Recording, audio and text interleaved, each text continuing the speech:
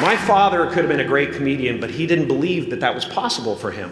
And so he made a conservative choice. Instead, he got a safe job as an accountant. And when I was 12 years old, he was let go from that safe job. And our family had to do whatever we could to survive.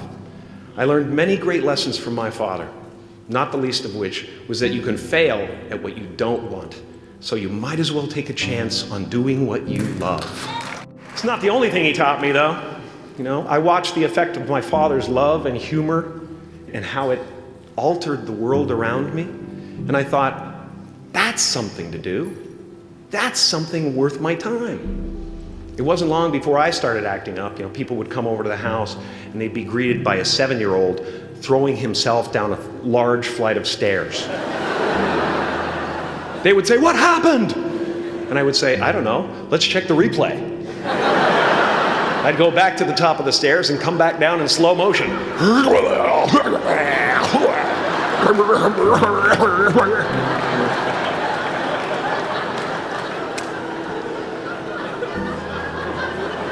It was a very strange household. My father used to brag that I wasn't a ham, I was the whole pig. And he treated my talent as if it was his second chance. When I was about 28, after a decade as a professional comedian, I realized one night in LA that the purpose of my life had always been to free people from concern, just like my dad. And when I realized this, I dubbed my new devotion the Church of Freedom from Concern. The Church of FFC.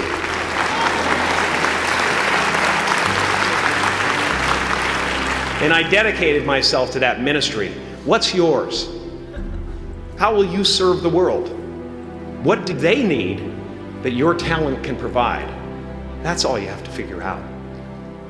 As someone who's done what you're about to go and do, I can tell you from experience, the effect you have on others is the most valuable currency there is. Because everything you gain in life will rot and fall apart, and all that will be left of you is what was in your heart. My choosing to free people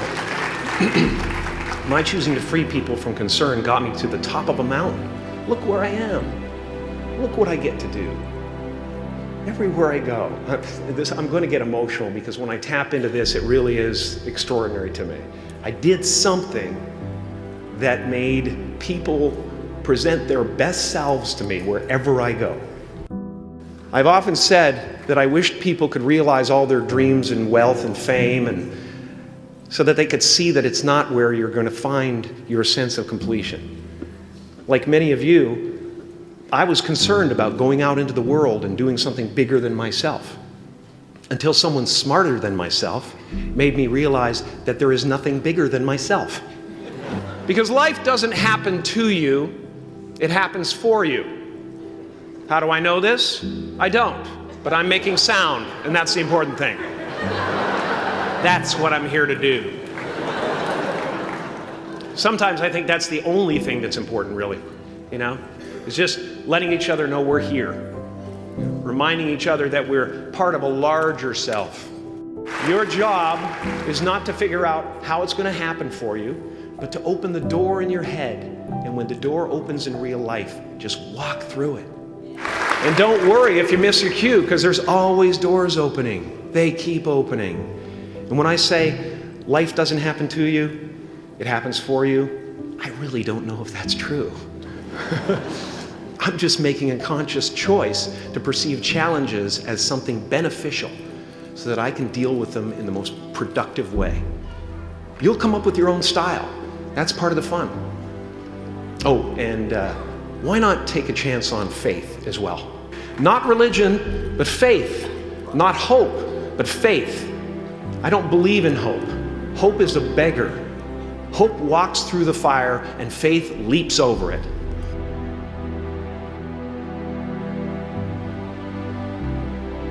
I used to believe that who I was ended at the edge of my skin. That I had been given this little vehicle called a body from which to experience creation. And though I couldn't have asked for a sportier model, it was, after all, a loaner and would have to be returned. Then I learned that everything outside the vehicle was part of me too. And now I drive a convertible.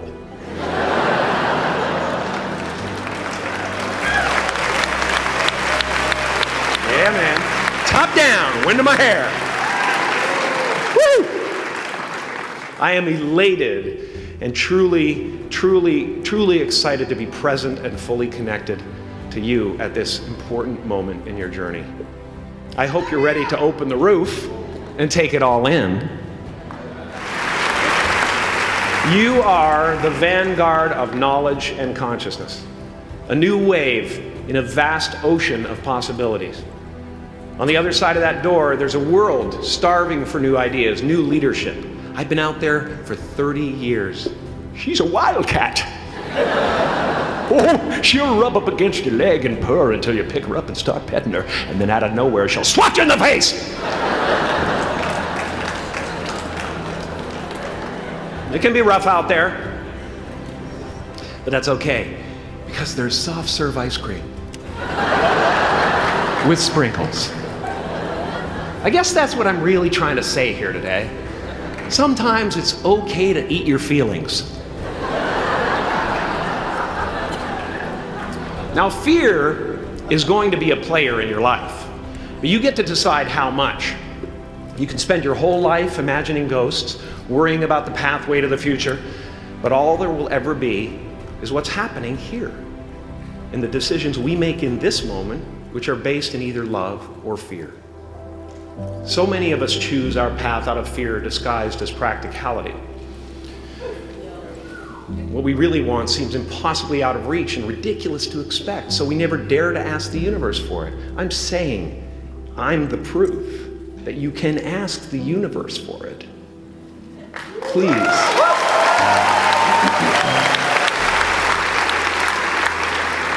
I am at the top of the mountain, and I was, and the only one I hadn't freed was myself, and that's when my search for identity deepened. I wondered who I'd be without my fame. Who would I be if I said things that people didn't want to hear? Or if I defied their expectations of me? And that peace that we're after lies somewhere beyond personality, beyond the perception of others, beyond invention and disguise, even beyond effort itself. You can join the game, fight the wars, play with form all you want, but to find real peace, you have to let the armor go. Your need for acceptance can make you invisible in this world. Don't let anything stand in the way of the light that shines through this form. Risk being seen in all of your glory. My soul is not contained within the limits of my body. My body is contained within the limitlessness of my soul. Now I'm always at the beginning. I have a reset button, and I ride that button constantly. Once that button is functioning in your life, there's no story that the mind could create that will be as compelling. The imagination is always manufacturing scenarios, both good and bad, and the ego tries to keep you trapped in the multiplex of the mind.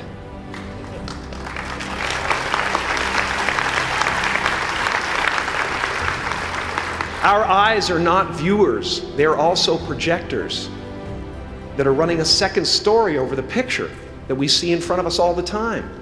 Fear is writing that script, and the working title is, I'll Never Be Enough.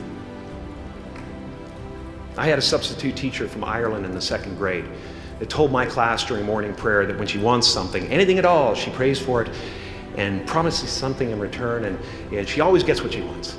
Well, I'm sitting at the back of the classroom, thinking, wow, my family can't afford a bike, So I went home and I prayed for one. And I promised I would recite the rosary every night in exchange. Broke that promise. But 2 weeks later, I got home from school to find a brand new Mustang bike with a banana seat and Easy Rider handlebars. Yeah. From fool to cool.